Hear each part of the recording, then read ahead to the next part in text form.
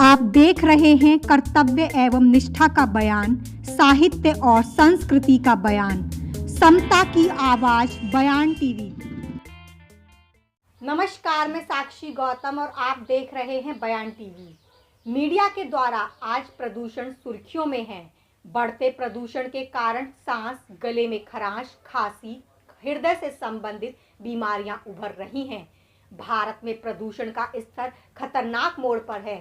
तमिलनाडु जैसे कुछ राज्य हैं जहां स्थिति सामान्य है और तमिलनाडु में AQI महज 51 है, जबकि दिल्ली में 500 से पार कर गया था। पर 8 से 12 घंटे प्रति किलोमीटर की रफ्तार से चली हवा के कारण कुछ गिरावट आई। दुनिया के प्रदूषित शहरों में उत्तर भारत के शहरों की मौजूदगी दुखद है। ताजा प्रदूषण की बात करें तो दिल्ली दुनिया का तीसरा सबसे प्रदूषित शहर है। दुनिया के 10 सबसे ज्यादा प्रदूषित शहरों में 7 भारत के हैं। यदि दुनिया के शहरों की बात करें तो दुनिया के 50 प्रदूषित शहरों में 28 शहर भारत के हैं। हरियाणा के शहर भी खूब प्रदूषण फैला रहे हैं।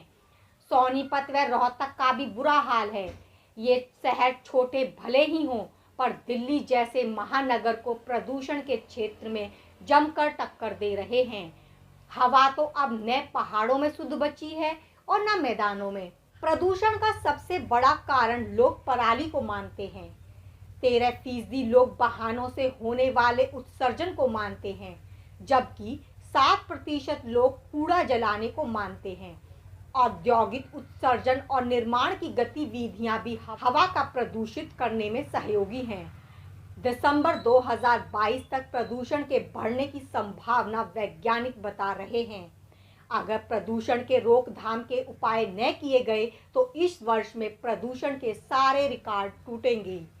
वाहन बंद हो सकते हैं, स्कूल बंद हो सकते हैं, निर्माण कार्य बंद हो सकते हैं, कूड़ा जलाने वालों पर कार्यवाही की जा सकती है, पर पराली जलाने वाले को आर्थिक सहायता दी जा सकती है। पराली को जैविक खाद या ईंधन में बदला जा सकता है। सरकार राइस बायो पार्क स्थापित कर सकती है, जहां किसान पराली को कागज, कार्डबोर्ड और पशु चारा सहित उत्पादों में बदल सकते हैं। 15 सितंबर से 5 नवंबर 2022 तक अकेले पंजाब में 29.400 घटनाओं का पता चल सका। इसके बाद हरियाणा में 2.530, मध्य प्रदेश में 2.246, उत्तर प्रदेश में 927, राजस्थान में 587 तथा दिल्ली में भी 9 घटनाएं पराली जलाने की हिंदुस्तान अखबार के जरिए मिली हैं। ये सभी घटनाएं प्रदूषण में बढ़ोतरी का कारण हैं। पठानकोट में एक भी घटना पराली की बढ़ने की नहीं मिली। पिछली साल की अपेक्षा राजस्थान में इस बार पराली जलाने की घटनाओं में 160% बढ़ोतरी हुई है। जिस तरह से मीडिया व शोधकर्ताओं के द्वारा प्रयास किया जा रहा है, उस तरह से राजनीतिक स्तर पर नहीं। जरूरत है प्रदूषण के लिए राजनीति स्तर पर प्रयास की। अच्छा स्वास्थ्य उपलब्ध कराना भी सरकार की जिम्मेदारी है। प्रदूषित वायु में सांस लेने से फेफड़ों की क्षमता और कार्य प्रणाली प्रभावित होती है और वे समय से पहले ही बूढ़े होने लगते हैं। लगातार टॉक्सिन्स और प्रदूषकों के संपर्क में रहने से फेफड़े क्षतिग्रस्त हो जाते हैं, कैंसर का कारण भी बन जाते हैं। बढ़ते प्रदूषण के बीच अस्पतालों की OPD में सांस संबंधी परेशानी के साथ ही जोड़ों में दर्द की शिकायत दिन प्रतिदिन बढ़ने पर है। लंबे समय तक ऐसे वातावरण में रहने से गठिया जैसी ऑटो इम्यून बीमारी का खतरा बढ़ जाता है। मरीज बढ़ेंगे तो डॉक्टरों पर असर पड़ेगा ही। ऐसी स्थिति में अपने आप को संभालने की जरूरत है। तुलसी प्रदूषक तत्वों को खोजती है। इसका काढ़ा सांस के रोगियों को राहत देता है। हल्दी एंटीऑक्सीडेंट है। इसे घी में मिलाकर लेने से कफ में आराम मिलता है। त्रिफला पाउडर वात, पित्त और कफ को संतुलित करता है। रात को 1 चम्मच शहद के साथ लेने से सांस के मरीजों को आराम मिलेगा। नीम भी वायु प्रदूषण के असर को कम करता है। ठंड में वायु प्रदूषण सांस के मरीजों की समस्या को और बढ़ा देता है। ठंडे पानी की जगह गुनगुना पानी पिएं। तरल पदार्थ लेते रहें। व्यायाम बहुत जरूरी है। शरीर से पसीना नहीं निकलेगा तो दिल के दौरे का खतरा अधिक बढ़ेगा ही। व्यायाम घर के अंदर ही करें। अधिक वसायुक्त भोजन से दूर रहें।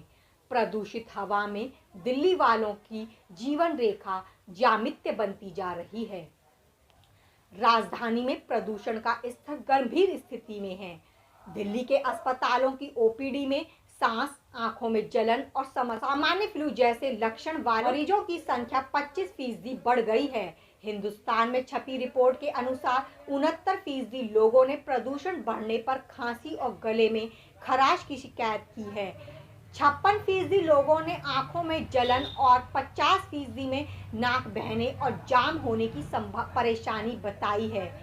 एम्स के मेडिसिन विभाग के प्रोफेसर नीरज निश्चल का कहना है कि प्रदूषण से बचने के लिए लोगों को बाहर जाने से बचना चाहिए। बच्चे, बुजुर्गों और गर्भवती महिलाओं को विशेष रूप से बचकर रहना चाहिए। मास्क का प्रयोग करें। अनुसंधान तो होते ही रहेंगे, पर सबसे महत्वपूर्ण बात है इन पर अमल करने की। अनुसंधानों को नज़रअंदाज किया जाता रहा तो ये महत्वहीन साबित हो जाएंगे और अनुसंधानकर्ता निराश।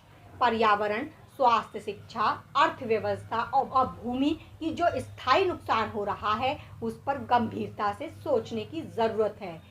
प्रदूषण पर राजनीति करने से समस्या का हल नहीं। धन्यवाद। आपको वीडियो कैसी लगी? वीडियो के बारे में हमें नीचे दिए गए कमेंट्स बॉक्स में लिखकर जरूर बताएं।